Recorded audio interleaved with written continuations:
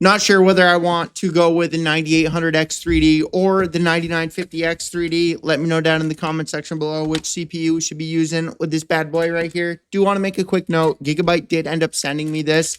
Not paid review. They just sent me the motherboard. Your boy needs this for his business, so I accepted it. Told him I'd make a video on it. Let you know what I think about it. Full PC build will be roughly around the time frame that I decide which CPU I end up going with. I do know the GPU we're going to be throwing in it. That I do know, my friends.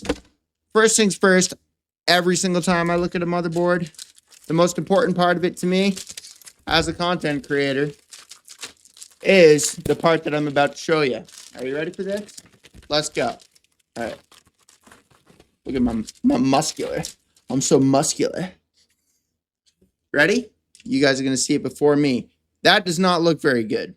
I'm just being real with you there, Gigabyte. That, at least from my camera, that's not looking too good here. All right. So we got take it back already. It was because I was looking at it through the camera. So we got two USB-C, USB 4, and these are display ports. Awesome. So we got two USB 3.2, another USB 3.2. We got USB 4 display port, USB 4 display port. Pretty sure that's what DP stands for.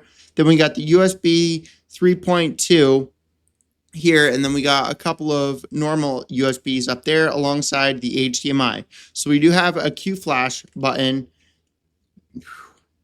Ooh, it looks nice. It looks nice. It's going to be ice. It's going to be icy. However, one complaint that I do have here, this is me being extremely nitpicky. Not everybody knows what the speeds are. So a quick example is like that motherboard over there. That's an ASUS ROG Z890. I don't remember the exact name. It's a Z890, and it tells you the actual speeds of the USB. So it'll say 10 gigabytes per second, 20 gigabytes per second, 40 gigabytes per second, 80 gigabytes per second, and things of that nature. However, ports looking good.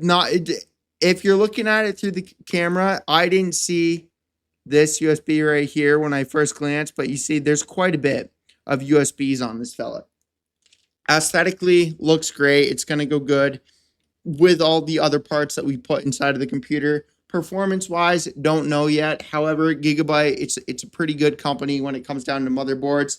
Their application, their AORUS RGB, their AORUS RGB did take me a little bit of time getting used to coming from MSI and ASUS, because those two applications are extremely simple to use. However, there's a lot more customization with Gigabytes, and why it is a little bit more confusing using is because there's more options and features for you to actually customize what you see on your motherboard, how things perform, and things of that nature. So really quickly, a lot of motherboards are starting to do this, and I love it. So I want to show you this. It makes it extremely simple to take out and install the NVMe. There's just a little clip that clips, and then when you're putting it on, it's also you literally just push it right down. Another clamp right here. It just makes it extremely simple to install everything.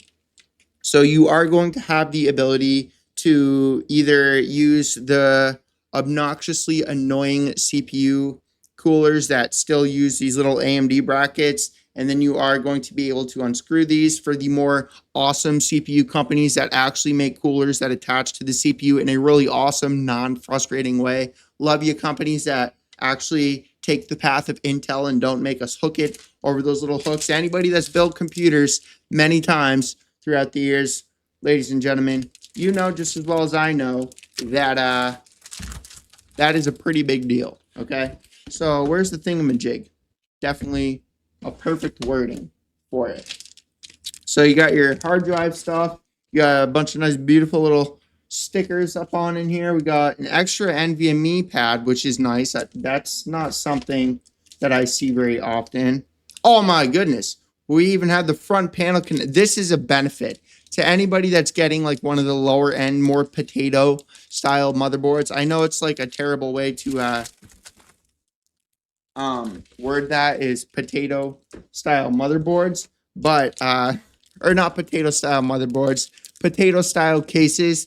that still make you plug each little front panel connector in. You get a power, we get the reset, we got the RGB or LED, we got this, we got that. We got like 10 different little teeny weeny tiny plugs that we got to plug directly into each little pin of the motherboard. Let me show you here what I'm talking about. There's some cases, oops, face, get out of my way, right here, that you have to plug each little individual pin in.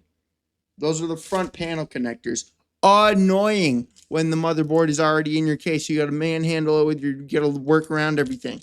So this right here, this is the adapter where you can do that outside of your case and not get obnoxiously frustrated and annoyed within a matter of 2 milliseconds. Not even full-blown seconds. It's not magnetic. That points off, Gigabyte.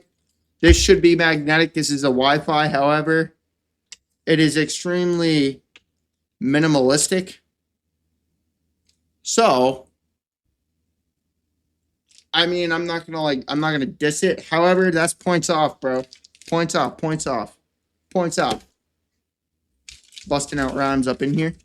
So yeah, dude, I mean, overall, it's a good motherboard.